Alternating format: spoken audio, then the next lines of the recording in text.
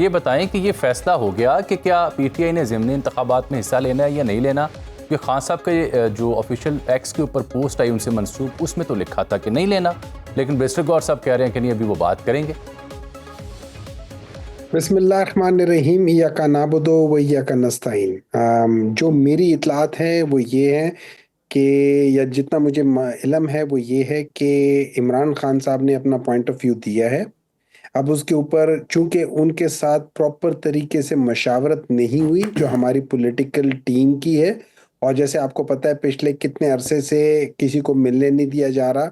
अब उसके लिए बैरिस्टर गौहर साहब और अली ज़फ़र साहब और वो सारे लोग जो हैं, जो जिनको एक्सेस है, प्लस जो पॉलिटिकल बाज़ लोग हैं, वो कोशिश करेंगे कि उनके साथ मुलाकात करके उनको एक पॉइंट ऑफ व्यू बताया जाए, प्रोज एंड कॉन्स दोनों चीज़ों के, किस में क्या है क्या नहीं है। अगर वो अपने फैसले को मेंटेन करेंगे तो फिर हम बीच में बॉयकॉट करेंगे and that would be the final.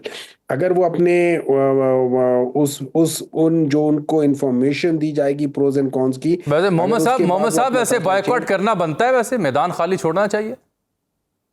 देखिए इसके अंदर अगर आप दो तरीके से देखा जाए तो एक तरीके से बन भी सकता है। मतलब जिस तरीके से आपको पता है कि जैसे इन सब लोगों को हटाया जा रहा है, मतलब जो डिसीजंस लिए जा रहे हैं, आपको पता है कि किस तरीके से लोअर कोर्ट्स की जजमेंट आ रही है और कैसे वो सही। जजमेंट आ रही है और किन शवाहिद के पीछे आ रही है। मतलब एक ही एफआईआर में 6 बंदों को नामजद किया हुआ है, 2 कहते हैं, सारे 6 के 6 कहते हैं वहां नहीं थे, 2 की बात मानी जाती है, 4 की नहीं मानी जाती, और गवाह जो है वो कहता है ये 6 के 6 उधर थे। अब 4 को सजा मिल रही है, 2 को नहीं मिल रही है, और गवाह कहते हैं ये 6 के 6 इन्वॉल्व थे, जज कहते हैं नहीं 2 इन्वॉल्व थे, 2 नहीं थे और 4 थे। अब इस किस्म की जब जजमेंट्स आनी शुरू हो जाएंगी तो फिर बाज़ दफ़ा इंसान कहते हैं यार इस सिस्टम से बेहतर है इस सिस्टम से बाहर रहो, इतना सिस्टम, इतना अनजस्ट सिस्टम, सो बेहतर है उससे बाहर रहो। तो हाँ, बाज़ दफ़ा इंसान समझता है। और ये याद रखे, boycott is also a democratic वे। ये डेमोक्रेटिक वे का एक एक्सट्रीम है कि जब आपको पता चल जाए कि यहाँ पे कोई जस्टिस नहीं है, यहाँ पे कोई कानून नहीं है, यहाँ पे कोई कॉन्स्टिट्यूशन नहीं है। और ये याद रखें, इलेक्शन कमीशन जब आर्टिकल 60 जिसमें मुख्तलिफ तरीकों से बताया जाता है कि कैसे कैसे ठीक है लोगों मोहम्मद को साहब, बिल्कुल ठीक है, वो तकनीकी मामलात हैं। मैं ज़रा अर्ज़ करना चाह रहा हूँ आपसे कि ये जो 5 अगस्त का एहतजाज और फिर अब दोबारा 14 अगस्त को भी एहतजाज, आपकी अपनी पार्टी कुछ जिम्मेदार समझते हैं कि 5 अगस्त को उस तरह से वर्कर्स वोटर नहीं निकल सका या नहीं निकला, तो 14 अगस्त को क्या फ़र्क पड़ जाएगा अगर दोबारा एहतजाज करते हैं तो?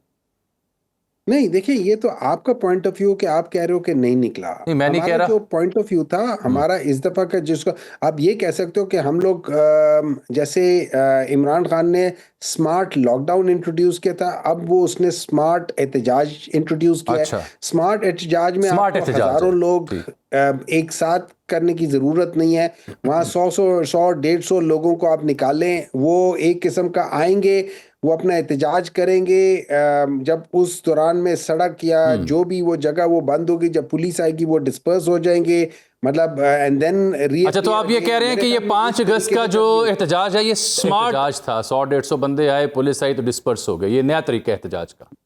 ये बिल्कुल नया तरीका है। देखिए इनोवेशंस होती हैं जब आपको पता चल जाए कि आपका जो जो हुकूमत है, नंबर 1 उनके पास मॉरल ग्राउंड्स नहीं है, उनके पास अवाम का मैंडेट नहीं है, वो चोरी की सीटों पर आए हैं और वो अब डाके डाल रहे हैं।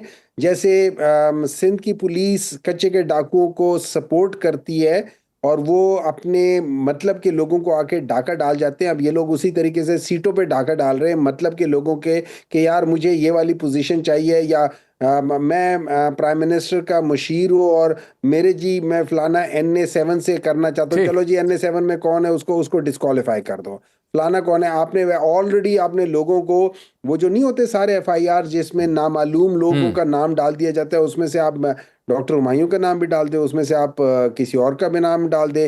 तो जब इस लिहाज से चीजें बनती है तो फिर आपको थोड़ा सा स्मार्ट लॉकडाउन या स्मार्ट एहतजाज को इंट्रोड्यूस कराना पड़ता है। बाखबर रहिए हर जगह हर वक्त बर वक्त।